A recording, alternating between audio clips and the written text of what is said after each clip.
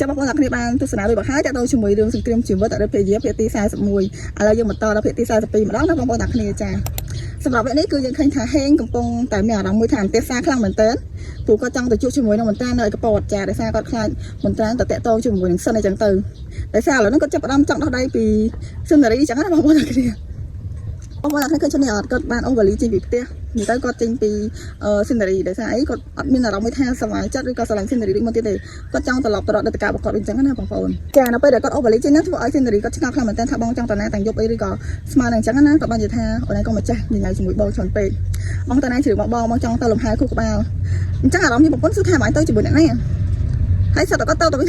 បងទៅជាមួយណាក៏ជាសិតបងកុំលេងដល់កុំចង់ដឹងពីរឿងបងអញ្ចឹងទៅអារម្មណ៍នេះជាប្រពន្ធគឺខំខ្លាំងមែនតើអ្នកគ្នាព្រោះយើងជាប្រពន្ធយើងចង់ដឹងថាតើប្តីទៅជាមួយអ្នកណាទៅអ្នកទៅជាមួយអ្នកណាអញ្ចឹងទៅ